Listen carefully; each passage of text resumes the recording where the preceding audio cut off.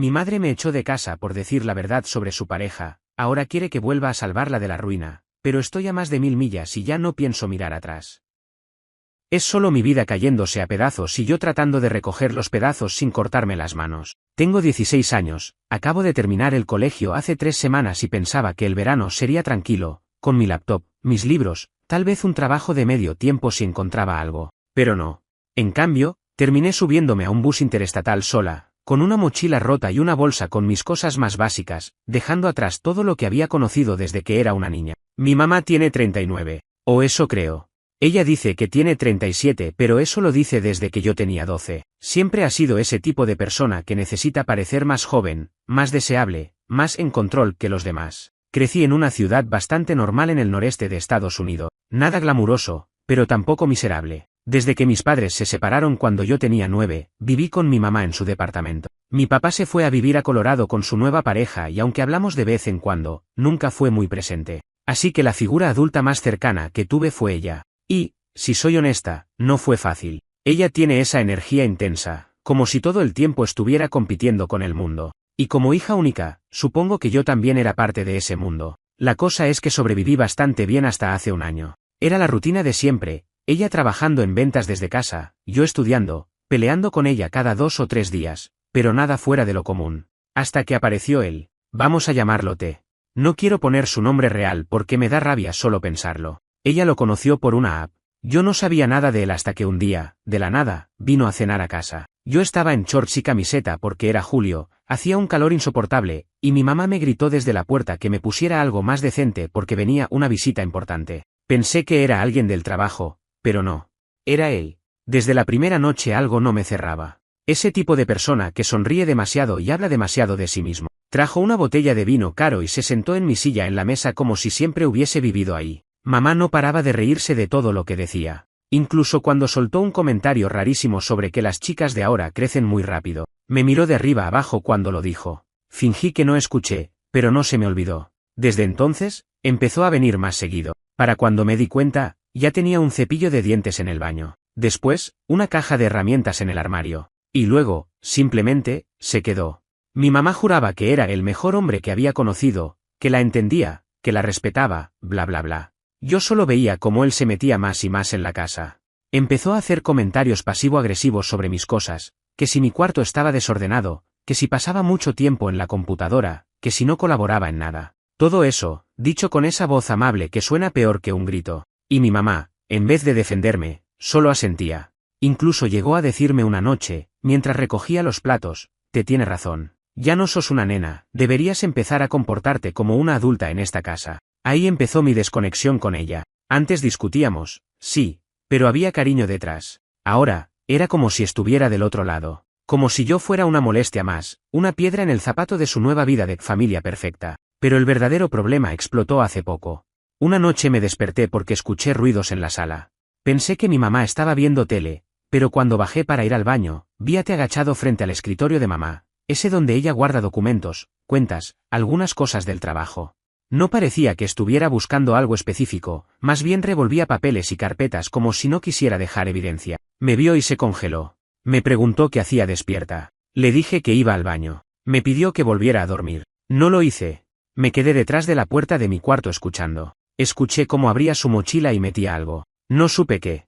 Al día siguiente, noté que faltaba una carpeta donde mi mamá tenía documentos de impuestos, y su tarjeta de débito estaba sobre la mesa, cuando ella nunca la deja ahí. Algo no cerraba. Empecé a atar cabos y me metí al historial de su computadora cuando ella salió al supermercado. Ahí vi algo que me heló la sangre, un mail de T a una cuenta extraña, con archivos adjuntos que coincidían con los que había en la carpeta que desapareció. No sé todo lo que decía, pero entendí lo suficiente para saber que él estaba robando su identidad o planeando algo con su información. Tomé fotos con mi celular. No tenía idea de qué hacer. Pensé en hablar con mamá esa noche. Me preparé para la charla. La esperé sentada en el sillón, con las pruebas en el celular. Le dije que necesitábamos hablar de T, que había visto cosas raras, que creía que algo grave estaba pasando. Ella no me dejó terminar. Me gritó que ya sabía que iba a intentar arruinarle la vida, que no soportaba verla feliz y que si iba a inventar historias para destruir su relación, mejor me fuera de la casa por un tiempo. Yo no dije nada. Solo subí a mi cuarto, cerré la puerta y empecé a empacar. Y en ese momento, mientras metía mis libros en una mochila vieja, entendí que no me estaban echando por un malentendido. Me estaban echando porque ya no era funcional para su nueva vida, porque prefería creerle a un extraño antes que a su propia hija.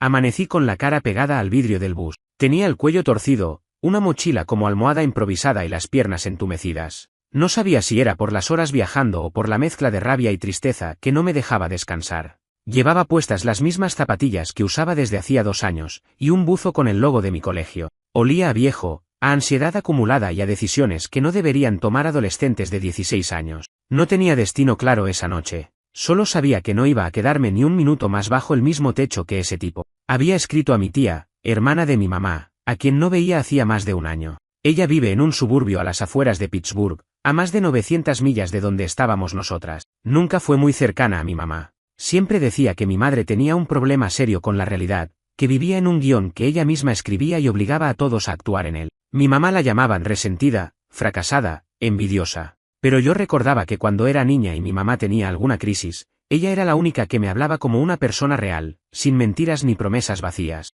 Esa noche, en el cuarto con la mochila abierta y el estómago revuelto, le escribí: «Tía, estoy en problemas. ¿Puedo ir con vos un tiempo?». Me contestó en 5 minutos: «Decime dónde estás. Te mando para el pasaje. No hace falta que expliques ahora». Eso fue todo lo que necesitaba. Lo demás fue automatismo: meter ropa, agarrar cargador, documentos, los pocos ahorros que tenía escondidos detrás de un libro viejo. Dejé una nota. No por mi mamá. Por mí. Necesitaba sentir que no me escapaba como una ladrona. Solo puse: «Me voy porque ya no hay lugar para mí acá». Vos decidiste eso, no yo. La terminal de buses era un desfile de caras dormidas, cuerpos cansados, y gente como yo que estaba escapando de algo. Un chico dormía en el suelo con una chaqueta por almohada. Una señora hablaba por teléfono en otro idioma, llorando en silencio. Me senté en una esquina con mi mochila abrazada al pecho y esperé a que llamaran el número de mi pasaje. En ese momento me di cuenta, mi mamá ni siquiera había intentado detenerme. Ni una llamada, ni un mensaje. Tal vez creía que estaba actuando. Tal vez pensaba que volvería con la cabeza gacha al día siguiente. Pero yo conocía esa mirada que me había lanzado la noche anterior. No era enojo. Era indiferencia. Esa es la parte que más dolió. Que no intentara ni siquiera pelearme para hacerme cambiar de idea. Le había creído todo a T, y yo era ahora la intrusa en su historia de redención romántica. El viaje fue largo y pesado. No dormí más de 1 hora seguida. No podía dejar de pensar en la computadora, en los archivos que había enviado, en cómo mi mamá iba a reaccionar si alguna vez se dignaba a mirar. También pensé en mi papá. ¿En qué momento exacto había dejado de ser una figura confiable? Él había reconstruido su vida sin mí. Y aunque decía que me quería, siempre era: «Luego hablamos, ahora estoy complicado con el trabajo, tu madrastra no se siente cómoda si vas más de 1 semana». Esa fue la excusa la última vez que le pedí quedarme en su casa por vacaciones. Me sentí como un mueble que no encajaba en ninguna habitación. Mi tía me recibió con cara de preocupación y los brazos abiertos. No preguntó mucho al principio.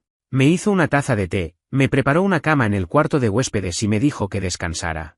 Pero yo no podía dormir. Estuve horas mirando el techo, tratando de entender cómo había terminado ahí. Cómo se llega al punto en el que tu propia madre elige a un tipo con historial dudoso por encima tuyo. Me preguntaba si yo era la del problema, si estaba exagerando, si había leído mal todo. Pero las imágenes volvían una y otra vez, él con los documentos en la mano, el correo en la pantalla, su voz diciéndome que volviera a dormir. Y después estaba su tono con mamá. Siempre tan servicial, tan adulador, pero con esos momentos en que se le escapaba el desprecio. Como una vez que le dijo delante de mí: «No deberías vestirte así a tu edad, Linda. Quedas como esas mamás desesperadas de reality». Ella se rió. Se rió como si le hubieran contado un chiste. Yo la miré, esperando que dijera algo, que se defendiera. Pero solo dijo: «Ay, sos terrible», y siguió sirviendo la cena. Había algo podrido ahí. Algo que no solo era sobre mí. Era como si ella necesitara desesperadamente ser parte de una historia donde tuviera a alguien que la validara constantemente, aunque ese alguien fuera un manipulador. La mañana siguiente, mi tía me llevó al centro con ella. Trabaja en una biblioteca y me dejó acompañarla.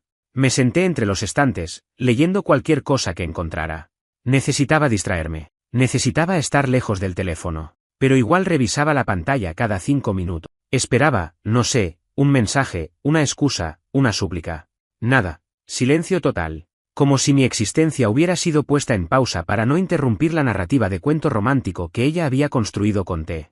Pero esa noche pasó algo. Mientras revisaba mis mails en la compu vieja de mi tía, vi una notificación extraña. Era un intento de iniciar sesión en la cuenta de mi mamá desde una IP que no reconocía. Mi mamá y yo compartíamos varias plataformas de pago, por lo que los avisos llegaban a ambas. Investigando un poco más, me di cuenta de que alguien había intentado hacer una transferencia desde su cuenta usando documentos escaneados. Me temblaron las manos. No sabía si debía avisarle. ¿Cómo le avisas a alguien que te echó de la casa porque intentaste advertirle exactamente esto? ¿Se lo merece?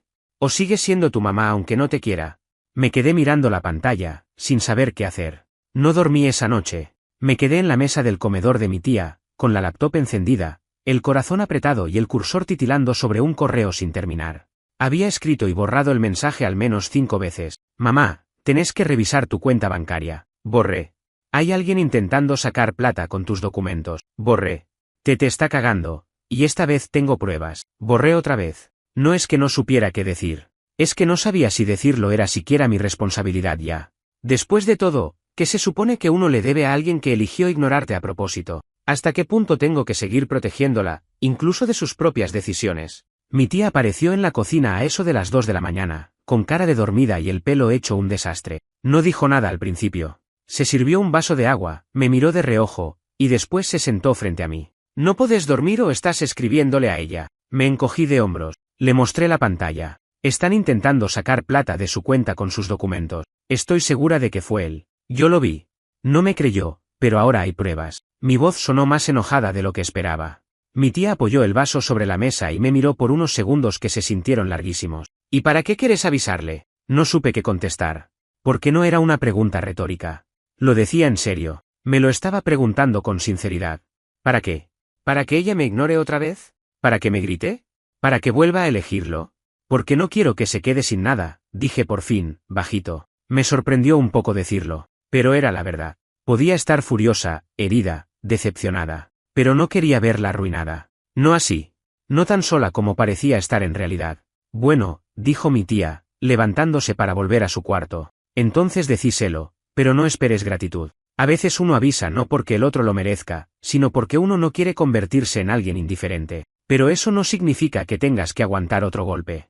Ese fue el empujón que necesitaba. Escribí el mensaje en seco, directo, sin adornos. Revisa tu cuenta bancaria. Están intentando sacar plata con tus documentos escaneados. El intento fue esta mañana. Pensá quién tenía acceso a esos papeles. Yo ya sé quién fue. Vos también lo sabés. Haz lo que quieras, pero no digas que nadie te advirtió. Le puse el asunto, última vez que te aviso algo. Y lo mandé. Apagué la computadora. Cerré la tapa. Y fue como soltar una piedra caliente que venía cargando hacía días. Las horas siguientes fueron un limbo raro. El celular no sonaba. No había respuesta. Y cuando por fin llegó un mensaje, no era de ella. Era de un número desconocido. Solo decía, deja de meterte en lo que no te corresponde. No había firma, pero no la necesitaba. Era él. Lo que me llamó la atención no fue el tono amenazante, fue el hecho de que ni siquiera intentara negar nada. Era como si le molestara más mi interferencia que las consecuencias de sus propios actos, como si hubiera asumido que, mientras yo no estuviera ahí, nadie iba a oponer resistencia. Y tal vez tenía razón. Le mostré el mensaje a mi tía, que levantó una ceja, lo leyó sin decir nada, y después me dijo que cambiara todas mis contraseñas por si las dudas. Me ayudó a configurar un nuevo mail, cerramos mis redes por precaución, y me hizo prometer que si volvía a escribir, se lo diría de inmediato. Yo asentí, pero no le dije que ya tenía pensado algo más. Porque acá viene lo más jodido de todo esto, cuando alguien a quien querés te traiciona, no duele una sola vez, duele en capas. Y cada vez que volvés a pensar en lo que pasó, aparece una nueva. Esa noche, después del mensaje de té, entré al perfil de mi mamá en una de las plataformas que compartíamos. La mayoría de sus datos eran privados, pero noté algo raro, había estado en contacto con un abogado los últimos días. Eso me heló la sangre, no porque fuera a demandarme ni nada, sino porque recordé algo. Mi mamá había heredado una propiedad de mi abuela hacía poco, una casa vieja en las afueras de la ciudad que todavía no había vendido. Y te lo sabía. Ella se lo había contado una noche mientras cocinaban, y yo lo escuché desde el pasillo. Esa casa tenía papeles guardados en una caja fuerte. Lo sabía porque una vez, cuando era más chica, mi abuela me los mostró. Títulos, escrituras, cosas importantes. No sé cómo, pero supe que él estaba intentando quedarse con eso. Todo encajaba, los documentos, la cuenta, el abogado. Y en ese momento se me cruzó algo por la cabeza, ¿y si mi mamá ya lo sabía? ¿Y si no era tan inocente como yo creía?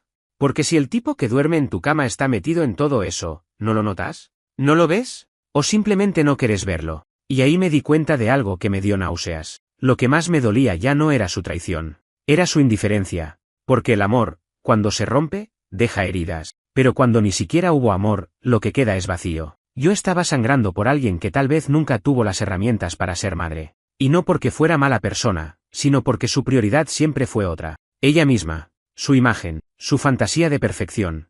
Al día siguiente, sonó el teléfono fijo de la casa de mi tía. Era ella. No contesté. Dejé que mi tía atendiera. Escuché desde la cocina. Hola. Sí, está bien.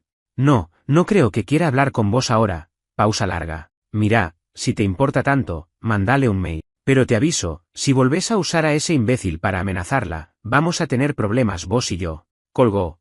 Me miró. No dijo nada, solo volvió a la cocina como si nada. Pero yo sabía que ya nada iba a ser como antes. Y ni siquiera habíamos llegado al final del drama. Me gustaría decir que todo explotó de una sola vez, tipo tormenta repentina. Pero no fue así. Fue más como una marea subiendo lento, sin que te des cuenta, hasta que te tapa la cabeza y ya no podés respirar. Porque después de esa llamada a la casa de mi tía, empezó el desfile de correos, mensajes, intentos de contacto de mi mamá.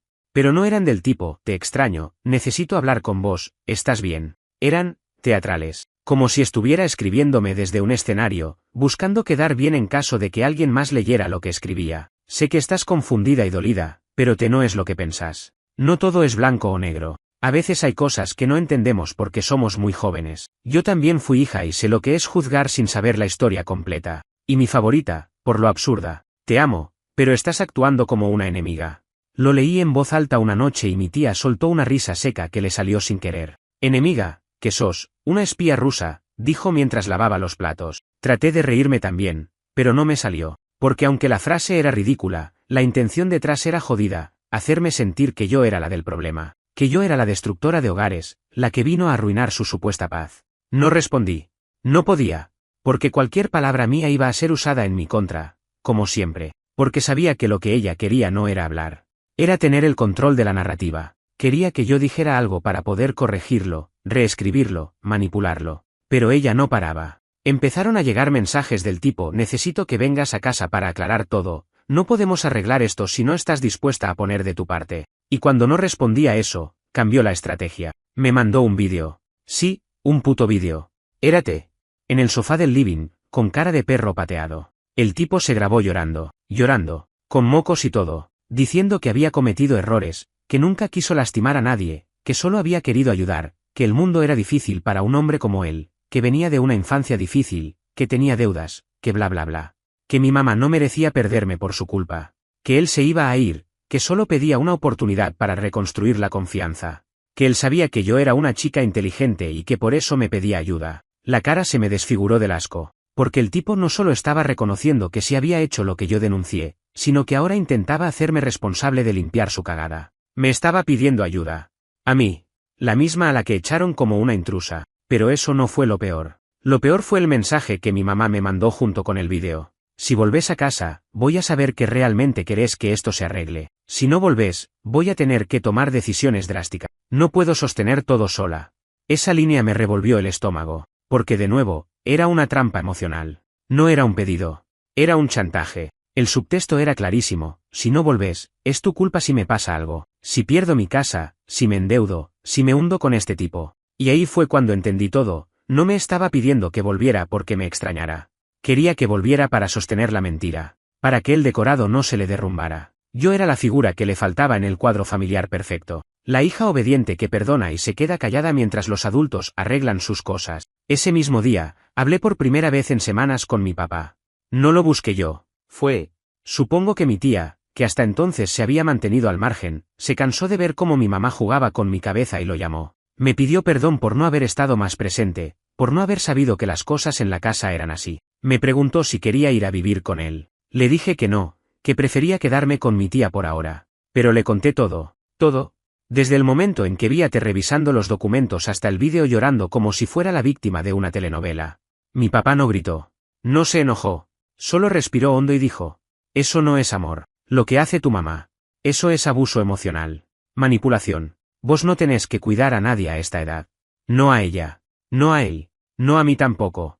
Y ahí me quebré. Lloré por todo lo que no había podido llorar antes. Por haberme sentido invisible en mi propia casa.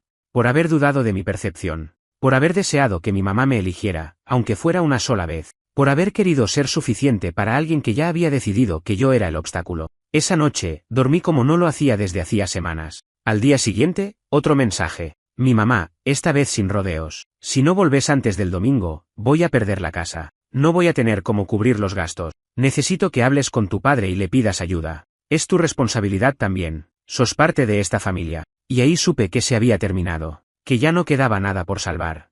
Porque ahora si lo había dicho en voz alta, es tu responsabilidad. Y no, mamá.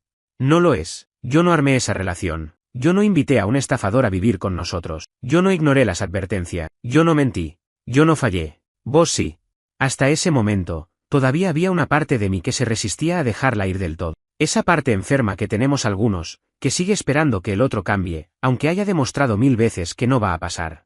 Pero después de ese último mensaje, el que decía que era mi responsabilidad salvarla, algo se rompió por completo. Como si por fin hubiera visto la raíz del problema con claridad. No era solo T. Nunca fue solo él. Era ella. Siempre había sido ella. Desde que tengo memoria, mi mamá me hizo sentir que su bienestar emocional era mi trabajo. Que yo tenía que ser comprensiva, madura, agradecida. Cuando se peleaba con sus parejas, yo tenía que consolarla. Cuando perdía un trabajo, yo tenía que decirle que era la mejor. Cuando lloraba porque su vida no era lo que esperaba, yo tenía que abrazarla. No importaba si yo tenía tareas, si estaba triste, si tenía miedo o solo quería hablar de lo mío. Lo de ella siempre era más importante. Yo era su espejo, su enfermera, su terapeuta emocional. Nunca su hija. Y ahora me estaba pidiendo que hablara con mi papá para conseguirle plata. Plata para cubrir las deudas que había generado con un tipo al que eligió por encima mío. Un tipo al que defendió mientras me echaba. Plata para tapar el agujero que cavaron juntos mientras yo dormía en un colchón prestado en la casa de mi tía. Plata que mi papá, que tampoco es millonario, ni mucho menos, debería dar solo porque ella no supo decir basta. Y lo peor de todo, pretendía que yo hiciera esa gestión con la culpa al cuello. Como si decir que no me convirtiera en alguien fría, desleal, desagradecida. Como si la traidora fuera yo. No respondí.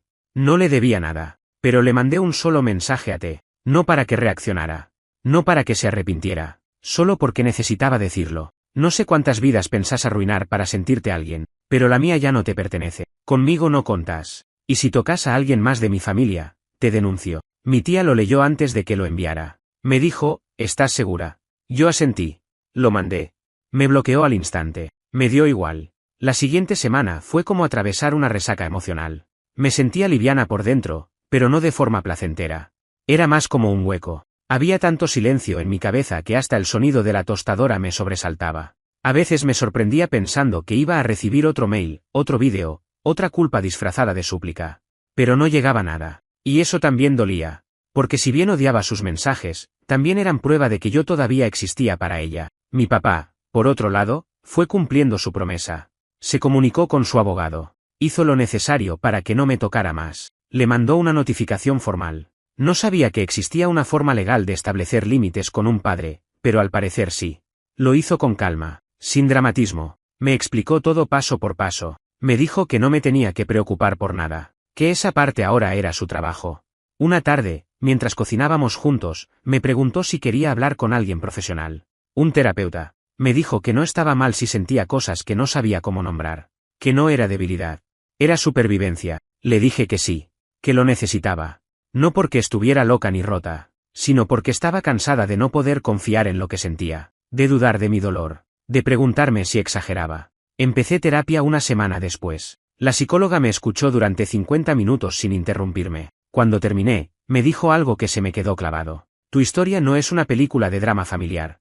Es violencia emocional. Y vos no sos una víctima dramática. Sos una sobreviviente confundida. Hay diferencia. Me largué a llorar en ese instante. Y a la vez, me sentí aliviada. Porque por primera vez alguien puso nombre a lo que venía arrastrando desde que era una nena. No era simplemente una madre difícil. No era una adolescente rebelde. Era una historia de abuso emocional silencioso, de roles invertidos, de una hija criada para cuidar a una mujer que nunca supo cuidar de sí misma. Esa noche, escribí todo lo que me venía pasando en un cuaderno. Desde que te entró en nuestra vida, hasta el momento exacto en que me subí al bus para irme. Quería tenerlo escrito. Para no olvidar. Para poder leerlo cuando empezara a pensar que todo había sido mi culpa. Para tener pruebas, aunque fueran para mí misma, de que hice lo que pude. Y justo cuando pensaba que todo se estaba calmando, mi tía recibió un llamado inesperado. Era mi abuelo. El papá de mi mamá. Hacía años que no hablaba con nosotras, se había distanciado de la familia cuando murió mi abuela, y después de eso, mi mamá cortó la relación completamente. Pero de algún modo, se enteró de todo. Le habían llegado versiones, seguramente deformadas, pero pidió hablar conmigo. Dudé. Pero acepté. Fue una conversación breve, seca. Me preguntó cómo estaba. Le dije la verdad. Me preguntó si necesitaba algo. Le dije que no, pero que agradecía que llamara.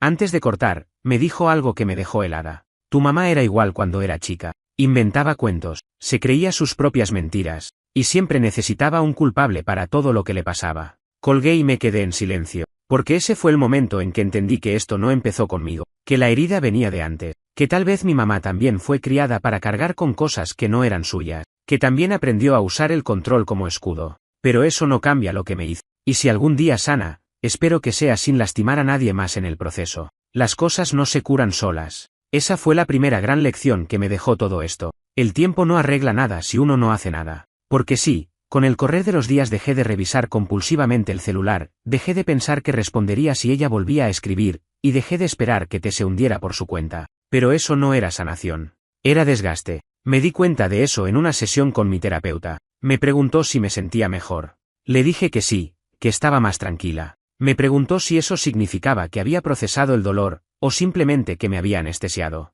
Y ahí entendí que era lo segundo. No estaba mejor.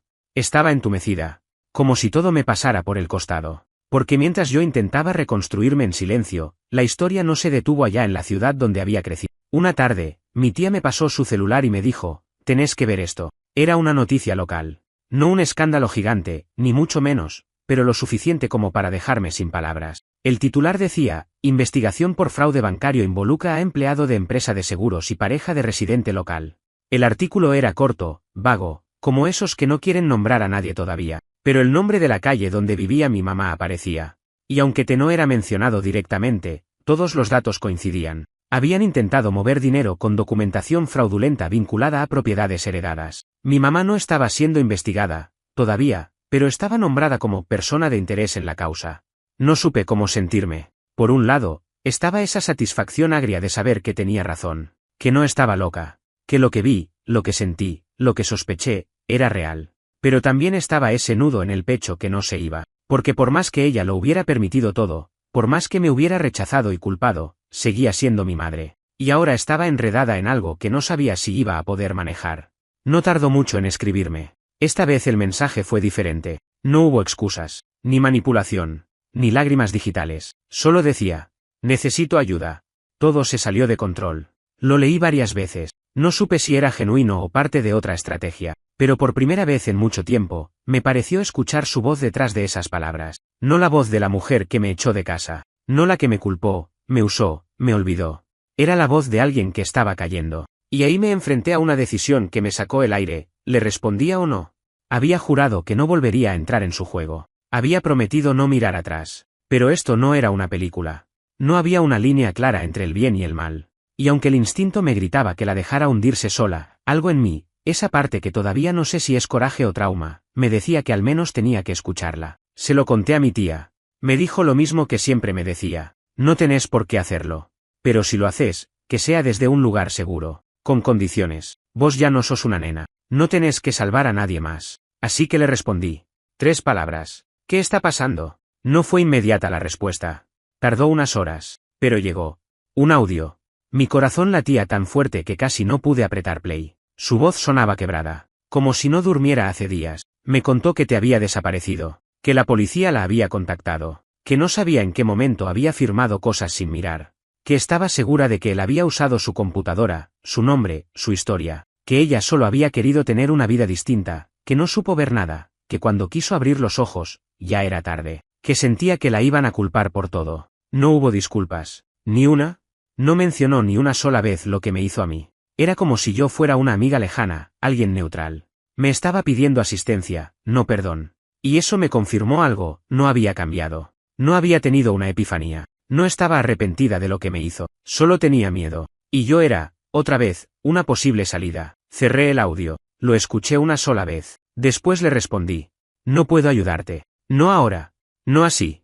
Y fue la primera vez que puse mis límites sin culpa. Porque entendí que una cosa es empatizar, y otra muy distinta es dejar que te arrastren con ellos cada vez que se hunde. Mi mamá no quería mi comprensión. Quería mi sacrificio. Y yo ya no estaba dispuesta a ofrecérselo. El resto de ese día estuve en silencio. No escribí, no lloré, no hablé. Pero por dentro había algo distinto. No paz, todavía no. Pero sí una claridad rara. Como si por fin me hubiera corrido del lugar que ella había escrito para mí en su historia. No soy la hija salvadora. No soy la enemiga. No soy la culpable. Soy simplemente yo. Y eso, por ahora, es suficiente. Después de ese mensaje, hubo silencio. Un silencio distinto al de antes. Este no era el vacío incómodo de alguien que te ignora esperando que vuelvas arrastrándote. No era el silencio pasivo-agresivo de quien se hace la víctima. Era más bien el sonido de alguien que finalmente entendió que ya no tiene poder sobre vos. No hubo más audios, ni textos, ni correos camuflados de preocupación. Nada. Y durante esos días, me pasó algo que no esperaba, me sentí culpable. No por haber dicho que no. No por haberme ido. No por haberle cerrado la puerta cuando ella más necesitaba. Me sentía culpable por sentir alivio, porque ese silencio, por primera vez en mucho tiempo, me dejó respirar. Nunca había tenido espacio para mí. Nunca me habían enseñado que era válido decirla hasta acá. Y ahora que lo había dicho, tenía la cabeza llena de preguntas nuevas. ¿Y si ella va presa? ¿Y si me odia para siempre? ¿Y si en el fondo sí me quiso y yo fui demasiado dura? Se lo conté a mi terapeuta. Me miró, como hace siempre, sin juicio. Me dijo, no es tu culpa sentir alivio. Es la señal más clara de que estuviste viviendo en un entorno tóxico. Nadie se alivia de cortar contacto con alguien que te amó bien. Y otra vez me largué a llorar. No de tristeza. De liberación. Como si esas lágrimas estuvieran empujando hacia afuera años de tensión acumulada, de culpa injustificada, de exigencias absurdas. Empecé a dormir mejor. A comer con más ganas. A leer sin revisar el celular cada 10 minutos. A hablar con gente de mi edad sin sentirme una impostora.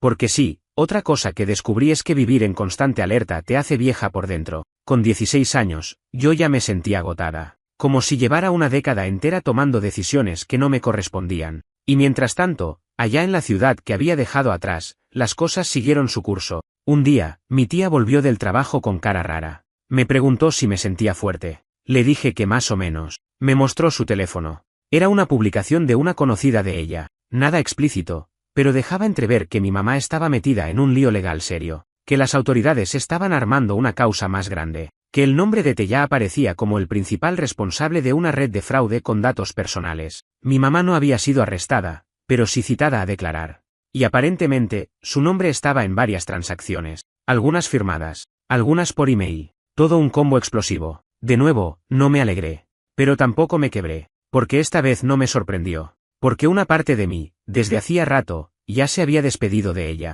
No de forma cruel. No con odio. Sino como quien acepta que hay personas que no van a salir del pozo porque ya hicieron del fondo su casa. Esa misma semana, mi papá vino a visitarme. No pasaba seguido porque vivía a varios estados de distancia, pero aprovechó una reunión de trabajo cerca y se quedó unos días. Me llevó a almorzar.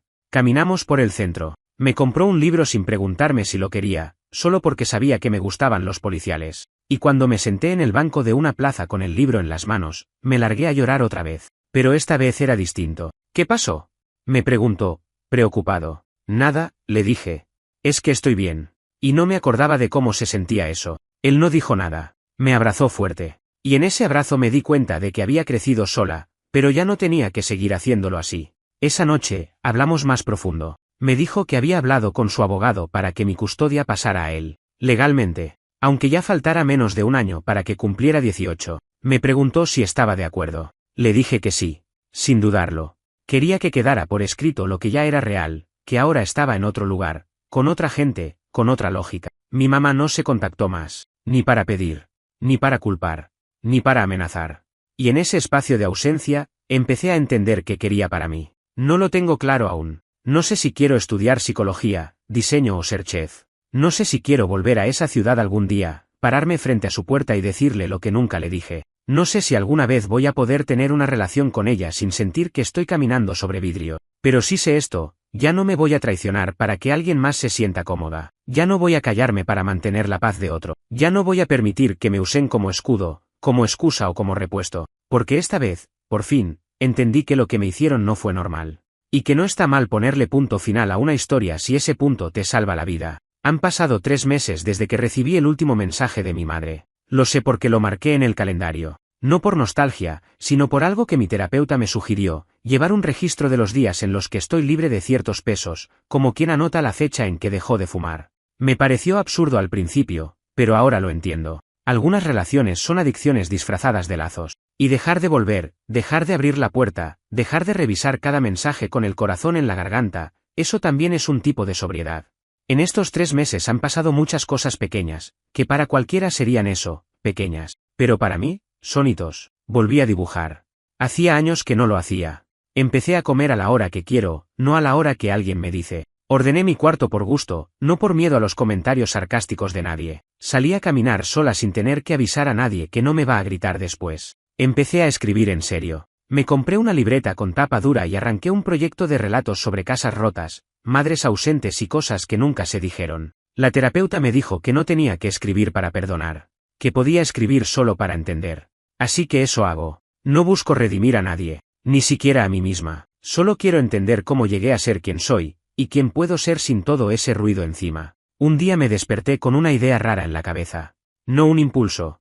Una necesidad concreta. Quería escribirle una carta. A ella. No para mandársela. Solo para dejarla ir de una vez. La empecé así. No sé quién sos ahora. No sé si te levantás pensando en lo que pasó o si lo bloqueaste como todo lo demás. No sé si crees que te traicioné, si te duele haberme perdido o si ya hiciste las paces con eso. Pero yo sí sé quién soy ahora. Y no soy la misma que te rogaba que me escuches. No soy la misma que te dejaba cambiar la historia para no discutir. No soy la misma que te cuidaba como si fuera tu madre. La escribí en una sola tarde, sin pausas. Dejé todo ahí. Las palabras que no dije cuando me echó. Las veces que me callé porque sabía que no valía la pena pelear. Las cosas que vi que ella finge no haber hecho. Al terminarla, la doblé, la metí en un sobre y la guardé en la caja donde tengo mis cosas importantes. No sé si algún día la voy a leer otra vez. Pero necesitaba sacarla de adentro. Ese día también fue la primera vez que sentí que el pasado no tenía tanto poder sobre mí. Pero ojo, no voy a mentir. Hay días en los que la extraño. Y no estoy hablando de la madre real. Hablo de la idea de una madre, de la que me habría defendido, de la que me habría creído, de la que no me habría dejado sola con un tipo que me quería desaparecer. Esa madre imaginaria todavía vive en algún rincón de mí. Y cuando aparece, me hace doler el pecho. Porque sé que nunca existió. Pero también sé que es parte de lo que me mantiene caminando. Porque aunque no la tuve, quiero ser lo más distinta posible a ella.